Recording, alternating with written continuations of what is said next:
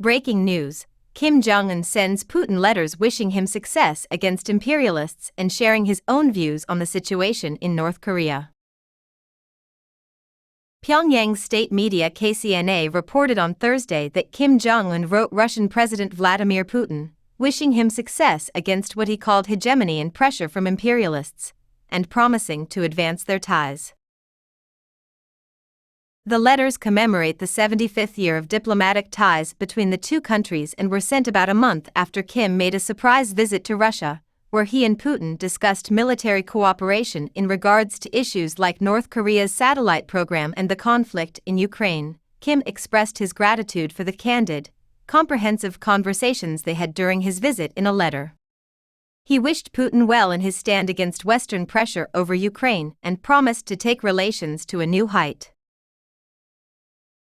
"I hope that the Russian people, who have set out to build a strong nation, will always achieve only victory and glory in their struggle to protect the country's sovereignty, dignity, security and peace by crushing the imperialists' persistent hegemonic policy and anti-Russia scheme to isolate and stifle it," stated Kim.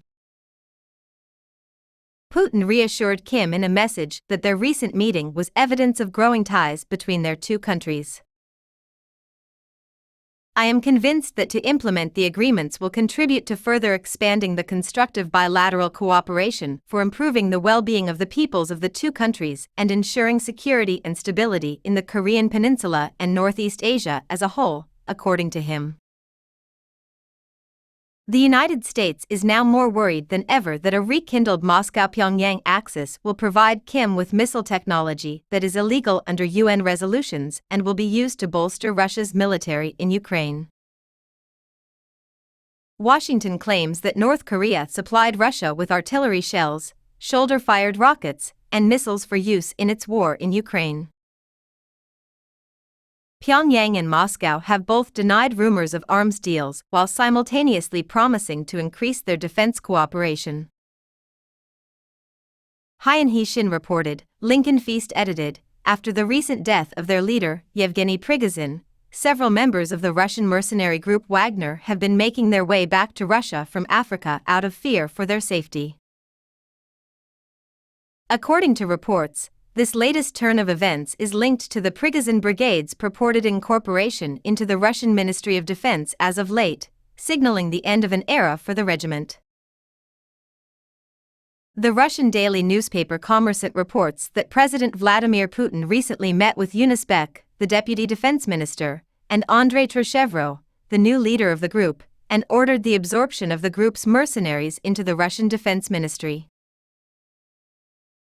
It has been reported that some Wagner mercenaries, having been abandoned by their leaders and threatened by the Russian state as traitors, have already boarded the first flight from Bamako back home. Last week, others have been seen trying to secure available seats in the subsequent flights. In the week, this development has left the military juntas in the West African countries, which are currently dependent on the group, in a state of confusion. Most of the mercenaries are reportedly getting ready for a long period of inactivity after being awakened in the early morning hours of Thursday, August 24, to the tragic death of their top leaders and being accused of treason by Russia.